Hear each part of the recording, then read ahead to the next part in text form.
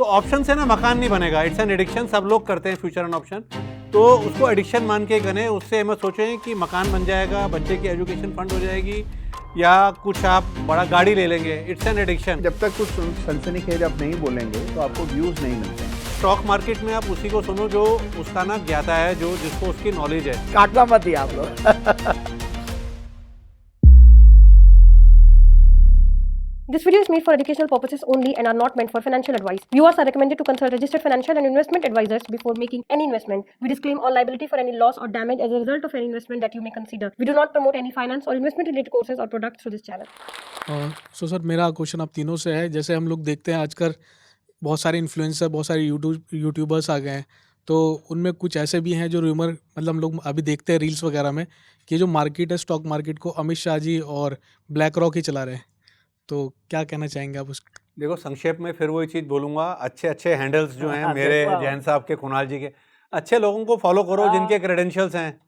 Cut it short भैया। अब ऐसे तो क्या है कि देखो, फ्री कंट्री है इंडिया में ना, मतलब कि यहाँ पर जैसे हम वो बोलते हैं ना, पर कैपिटा इनकम होती है, पर जीडीपी ग्रोथ होती है, तो यहाँ पर ना हिंदुस्तान लीडर है पर कैपिटा, पर जीडीपी, मतलब कि फ्री एडवाइस देने में सोशल मीडिया के अंदर।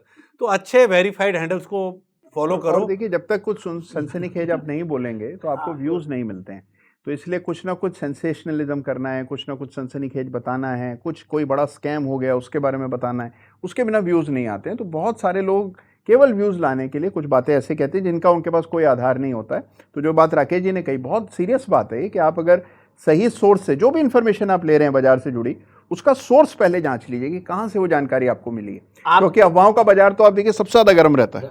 आप इस शो के पहले हम लोग तीनों को जानते थे क्या? हाँ सर, मैं सर को फॉलो करता हूँ।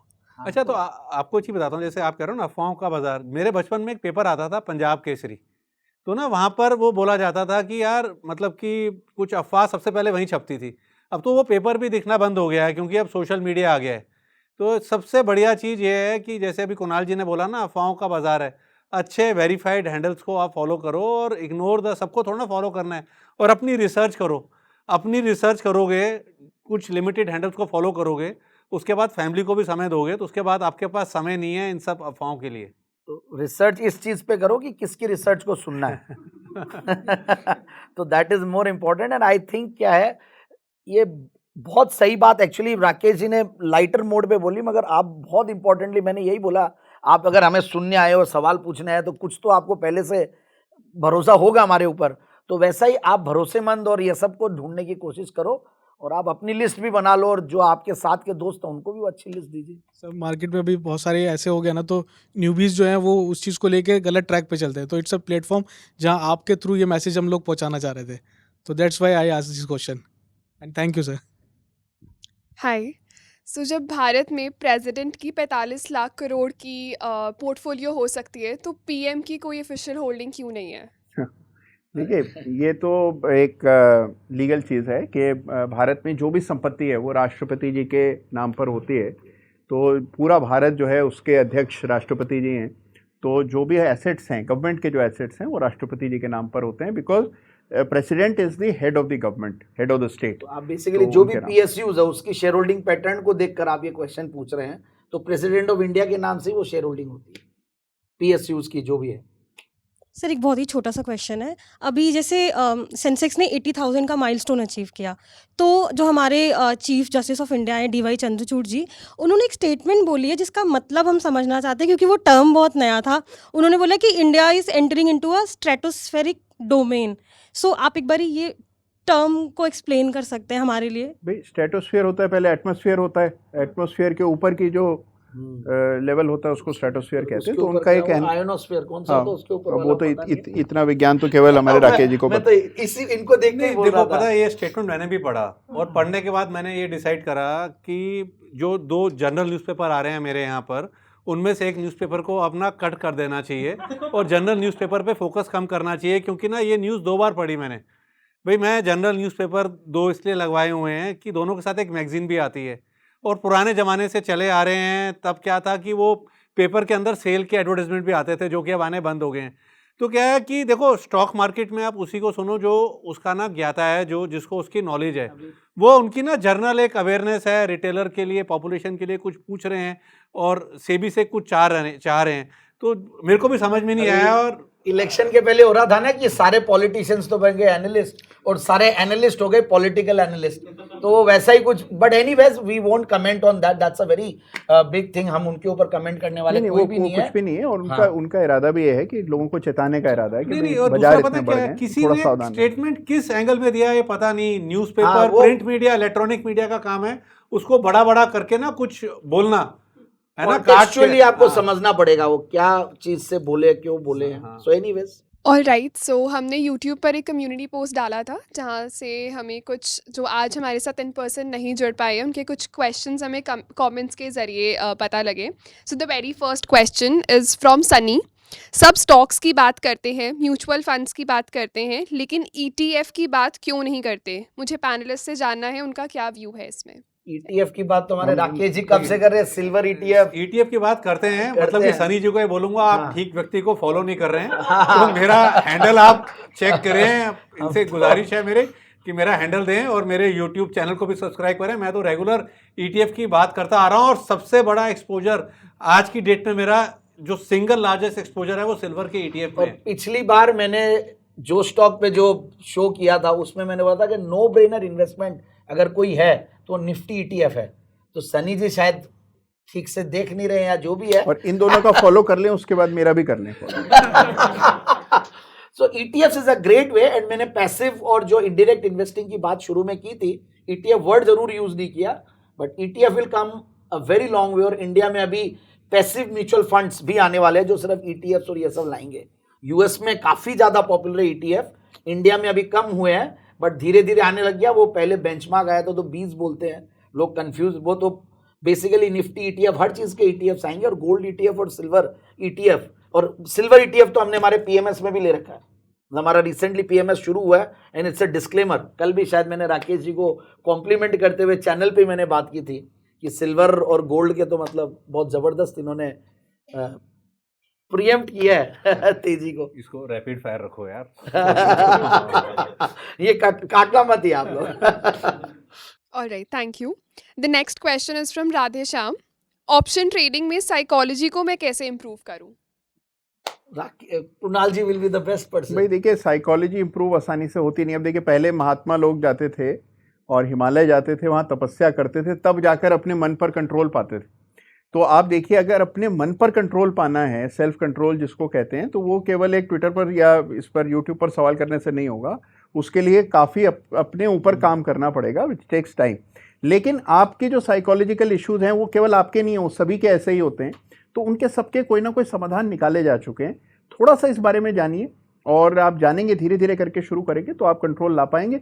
लेकिन ऑप्शंस जो हैं वो सेकंड थर्ड स्टेज है। पहले नॉर्मल कैश मार्केट में ट्रेडिंग करके, इन्वेस्टमेंट करके कुछ पैसा कमाइए, उसके बाद आप देखेंगे अपने आप ऑप्शन ट्रेड करने के भी योग्य हो जाएंगे। तो थोड़ा ये एक जर्नी है, जहाँ से शुरुआत करनी है वहीं से शुरू कीजिए। मतलब लर्निंग करनी चाहिए, आगे भी करती रहनी पड़ेगी, कन्विक्शन को बढ़ाना पड़ेगा, तब ऑटोमेटिकली आप साइकोलॉजिकली भी स्ट्रांग होंगे। देखिए ब्रीफ, पैसा बनता है निवेश करने से, और future and option is an addiction, it's not an compulsion. तो मतलब कि इससे दूर रहें बिना मतलब के। क्या है, जैसे भी बोला किसी ने ना कि इन्फ्लुएंसर्स आते हैं, नई नई चीज़ें बताते हैं, तो ऑप्शन से ना मकान नहीं बनेगा। इट्स एन एडिक्शन, सब लोग करते हैं फ्यूचर एंड ऑप्शन, तो उसको एडिक्शन मान के करें। उससे मत सोचें कि मकान बन जाएगा, बच्चे की एजुकेशन फंड हो जाएगी, या कुछ आप बड़ा गाड़ी ले लेंगे। इट्स एन एडिक्शन, खर्चे ही निकलेंगे।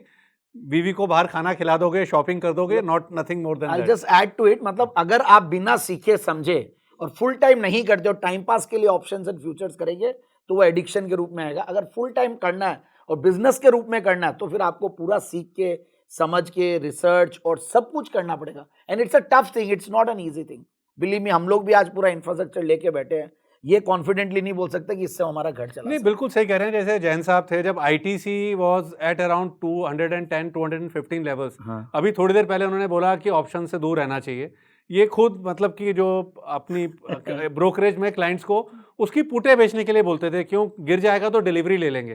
तो क्या है, फुल टाइम स्ट्रेटेजी बना के काम करो आप। Yes yes exactly, thank you so much for mentioning देखिए, derivatives are an professional instrument, उसका इजाद ही प्रोफेशनल्स के लिए किया गया है। तो अगर आप अपने आप को प्रोफेशनल नहीं मानते हैं तो अभी आप रेडी नहीं हैं टू ट्रेड डेरिवेटिव, लेकिन once you are a professional of course you must अब डेफिनेटली। जैसे आईटीसी की पुट बिकवाए, लोग परेशान हो रहे थे आईटीसी कब चलेगा, मीम्स बन रहे थे, बट हम तो खुश हो रहे थे कि भाई ठीक है हर महीना ब्याज कमा रहा है।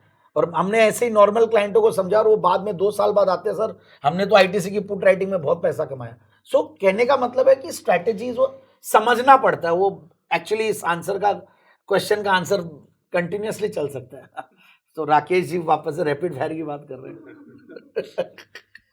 Okay, thank you so much. The third and the last question. Thank you.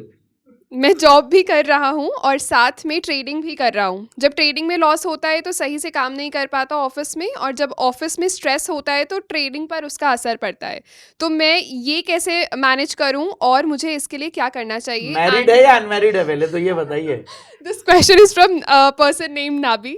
नवी तो नया ही नाम है, यंग ही नवी। होगा, 18-19 साल का बच्चा होगा। चलिए कुणाल जी आप। भाई देखिए, इसका जवाब ये है कि अगर आप कोई भी 2 काम कर रहे हैं, चाहे मतलब मान लीजिए इनकी एक छोटी मोटी कोई बिजनेस होता साथ में जॉब के साथ, जिसको आप कहते हैं मून लाइटिंग, आप 2 काम कर रहे हैं, तो अगर आप 2 काम कर रहे हैं तो उसका स्ट्रेस तो आपको भुगतना ही पड़ेगा।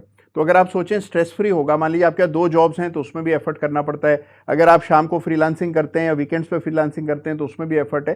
ट्रेडिंग में भी स्ट्रेस है। अगर आपको ट्रेडिंग स्ट्रेस दे रही है, इसका मतलब अभी तक आप ट्रेडिंग को ठीक नहीं बिठा पाए हैं, तो इसमें टाइम लगता है। ट्रेडिंग स्ट्रेस फ्री होनी चाहिए, नॉइज फ्री होनी चाहिए। तो फोकस बिल्ड करें। Trading is a wonderful career option, but you have to do that over a period of time. तो जॉब अगर आप कर रहे हैं तो 2 चीज़ें करेंगे तो उसके लिए आपको समय भी देना पड़ेगा, कुछ स्ट्रेस भी लेना पड़ेगा। अगर आप 2 चीज़ें एक साथ मैनेज नहीं कर रहे हैं तो एक ही चीज़ को अच्छे से कीजिए।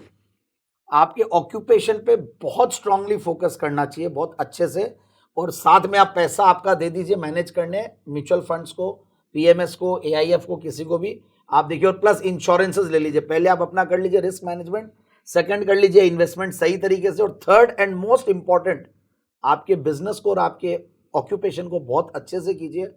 बहुत बड़ा पैसा बनता लाइफ में मैं बोलना कंपाउंडिंग से। मैं बोलना चाहूँगा जैसे कुणाल जी ने बोला ना, ट्रेडिंग बढ़िया चीज़ है, trading keeps you young energetic, trading कीजिए। बट ट्रेडिंग में ना इंट्राडे बीटीएसटी को हटा दीजिए। 6-8 महीने का नज़रिया बना के आप जो भी कुछ स्टॉक ले रहे हैं, 6-8 महीने का नज़रिया बना के लेंगे तो क्या है, आपको ये दिन भर का स्ट्रेस नहीं होगा। दिन में आप स्ट्रेस फ्री हैं। चीज़ ऐसी लीजिए जिसको दिन में प्राइस देखने की आपको ज़रूरत ना पड़े।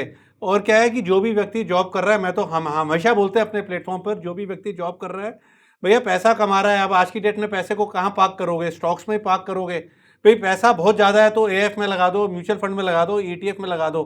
बट मैं तो ये बोलूँगा कि आप यंग हो तो अपने आप को एनर्जेटिक रखो, फुल ऑफ एनर्जी रखो, ट्रेड करो, बट लंबी अवधि का, थोड़ा 6-8 महीने का नजरिया बना के स्टॉक पिक्स ऐसे निकालो जहाँ पे 6-8 महीने का। पिक्स के लिए तो बैठे ना आप, राकेश कुणाल चार्ट कॉर्नर, पता है देखो, कुणाल के कोहिनूर, कोहिनूर, बेमिसाल बंसल, जैन साहब के जेम्स। पता मैं कहता हूँ हम स्टॉक बता रहे हैं, आप रिसर्च करो, आप अपनी भी उस स्टॉक पे रिसर्च करो, कन्विक्शन आएगा तभी आप ना काम कर पाओगे उस पर। तो 6-8 महीने का नजरिया बनाओगे तो दिन में बहुत देखने की जरूरत नहीं है। जॉब पर भी एकदम खुश हो और आराम से रात को 2 घंटे रिसर्च को दो अपनी। Thank you. Thank you. Okay, thank you everyone, thanks to the audience, thanks to the panelists, and हम आशा करते हैं कि आज का सेशन काफ़ी इंसाइटफुल रहा होगा, काफ़ी सारे टेक अवेज रहे होंगे। ऐसे ही जुड़ी रहिए जोश टॉक स्टॉक मार्केट के साथ, एंड जल्द ही मिलते हैं एक नए सेशन में। Thank you. Thank you.